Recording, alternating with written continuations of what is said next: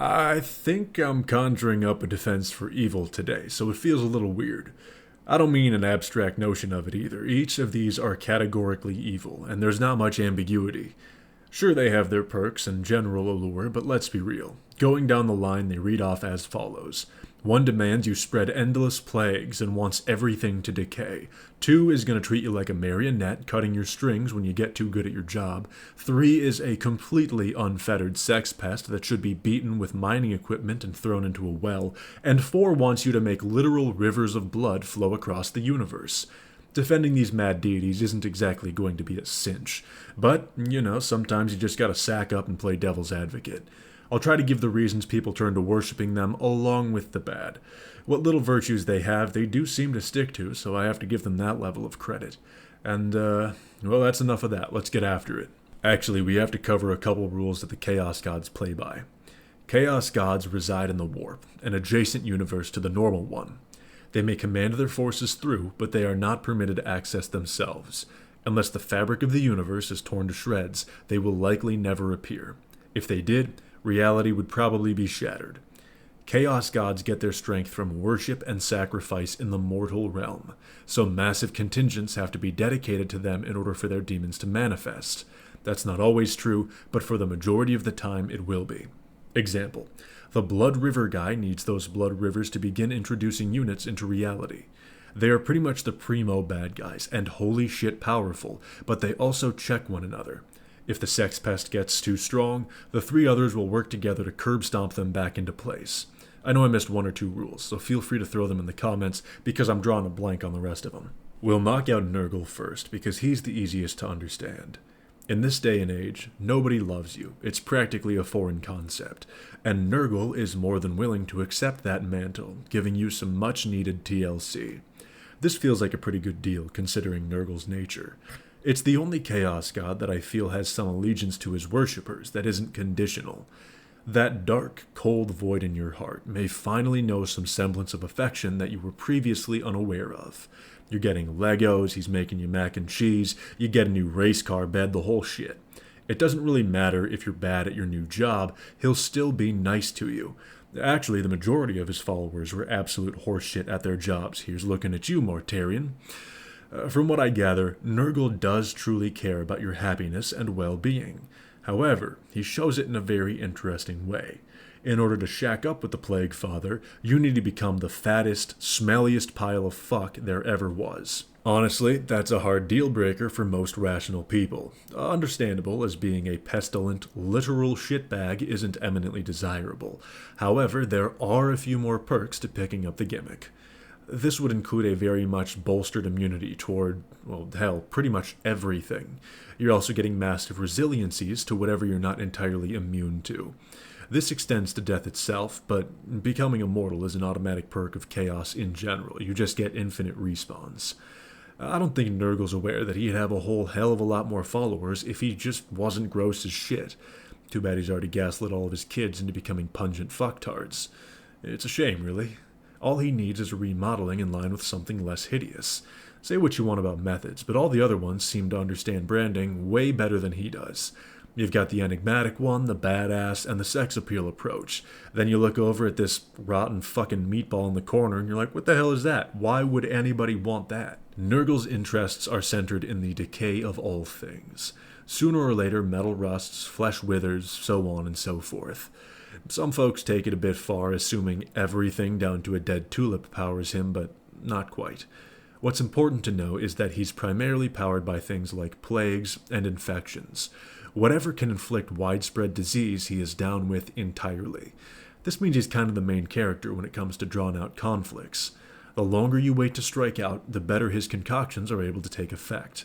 Most interactions end up having massive enemy casualties regardless of winning or losing because of this. The best way to handle it seems to be decapitating the commanding force as fast as possible. I'm going to finish all these with a story about the Chaos Gods to help you envision them, by the way. Nurgle was brewing a plague in his special cauldron, and this day it was some particularly rank gumbo. One of his little Nurglets at the time was dancing around on his shoulders, enjoying his day with Grandpa while he was cooking. The bumbling little stink nugget got way too excited and ends up tumbling right into the cauldron.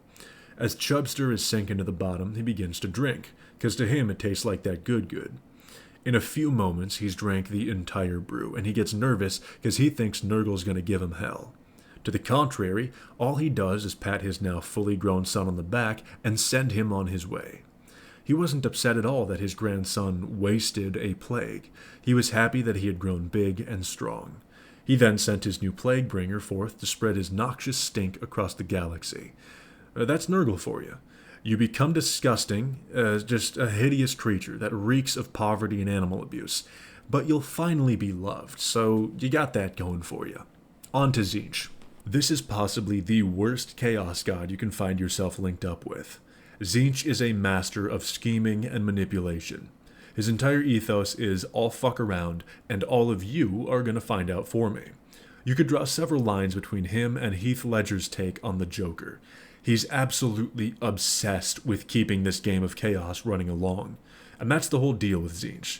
If you win the game has to end, and that is unacceptable. He's even willing to set himself back for the sake of prolonging all his fun. Of all the Chaos Gods, I would give him the accolade of having the best chances to topple the others. The only issue is that it's antithetical to his nature to do such a thing.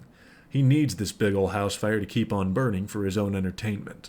Although providing unfathomable magical abilities to all who follow him, they've always got a twist. With Tzeentch, you want to maintain a solid, about 70-75% success rate, because he doesn't only sabotage others, once again, he will sabotage his own team as well, with reckless abandon. If you're winning too much for him, he will cripple your ass in some sick, twisted way. Your power reserves will be tied directly to your height or some shit, and every time you use the warp, you'll shrink. Okay, realistically, he's more likely to turn your skin inside out just to see what it looks like. But if you fail too much, he's still going to make you a guinea pig for his curiosity. He's going to have a lion or some shit eat you just to see how you digest. Tzeentch truly is the embodiment of the question, I wonder if, and the response, huh, ain't that some shit? I can't stress enough that all he wants is to watch the universe burn, laughing all the way. As for the story, there's this big-ass blue bird man. His name is Kairos Fateweaver. One day Tzeentch was horribly bored and had an idea, something that often ends horrifically. You see, there's this mysterious black hole, and Tzeentch fucking loves mysteries. And as of late, his primary form of entertainment was chucking his demons into it to see what would happen. So far, none of them had returned. In comes Kairos. One look at the Birdman, then a glance to the black hole, then back to the Birdman, and the light bulb goes off.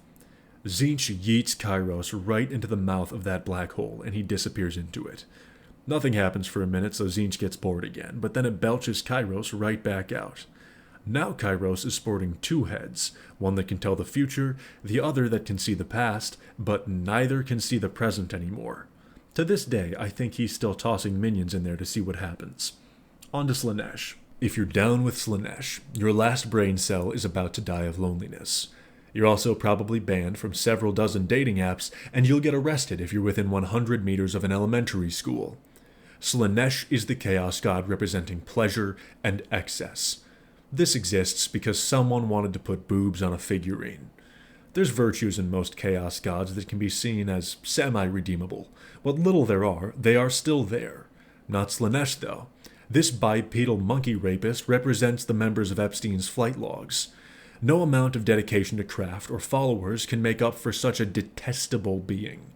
This filth-caked ditch pig should have been left on the floor of the cutting room, or better yet, tossed in a hobo's burn barrel for fuel. If you feel like this is harsh, you're correct, and I carry no sympathy for the Lord of Sex Offenders. No story time for this dipshit. May their death come by way of strangulation with their own entrails. On to Korn. Look, I know his name sounds dumb, but you do not fuck with Korn. He's responsible for war chants such as blood for the blood god, skulls for the skull throne, and souls for the soul eater. Korn is all about raw strength and domination of the enemy. He's not going to lie, he's not going to take any bullshit, and he's not going to plot against you. If he's got a problem with you, he's going to punch you in the face so hard it caves in upon itself. Korn wants an honorable, knockdown, drag-out brawl. He'll take violent offerings of all kinds, but honorable is best. If you attack someone who doesn't have the strength to attack you back, he thinks you're a pathetic little bitch, mostly because you are. You will act like you have a spine, or he will find someone to break yours. Murder is bad, yes, but at least he's not trying to bullshit you. Of all the Chaos Gods, he is the most straightforward and honest. He wants you to fight for him, and that's it. Worshipping Korn will result in you becoming an absolute goddamn unit. If you fight a worshipper of Korn in melee combat, you will die so fucking badly. They will uppercut you with such a force that your skull is going to split in half. These meat castles are perfectly crafted to punch their enemies so hard they just explode into a pink mist. Korn designs his followers to be the peak physical combatant of their species. More muscle, faster reflexes, better fight IQ, ruthless and efficient as all hell. The thing is, we usually see them as world eaters who are already clinically insane because of their cortical implants. So we're not too positive what a worshipper that's more on the mentally competent side would look like, but I imagine it's terrifying. Unless we do. If so, notify me in the comments, because I haven't seen it. The Korn story is kind of funny, and it's actually one of my favorite demon stories ever. A demon named Skarbrand, once the favorite of Korn's minions, was getting manipulated by Tzeentch. Tzeentch gassed him up, saying, dude, you can totally take him, 100%, no doubts. So this absolute numbnuts actually tries to fight Korn. Worse yet, he tried it when Korn's back was turned, and this infuriated the Blood God with the whole honor thing we mentioned earlier. Korn turns to face him, absolutely pissed that his armor is scuffed, and he just throttles this fucker. As he's got him by the goozle, he's not feeling like the lesson was properly learned, so he just starts shaking this fucker so hard it damn near turns his brain to slush, and that's still not enough. After that, he drags him to the highest point in his realm, winds up all the way back, and pitches this dipshit as hard as he can. Skarbrand became a piss missile, careening across the universe for well over a week, breaking several planets along his flight. When he finally slammed into a planet that didn't break, both of his wings were ripped off of his body, and he now acts as an unthinking killing machine that knows only wrath. Which is why you don't fucking fight Korn. An interesting note, Korn probably would have let it slide, and he was actually proud that Skarbrand was bold enough to attack him. He was just livid that he tried to sneak attack him. That's our current lineup of Chaos Gods, ladies and gents.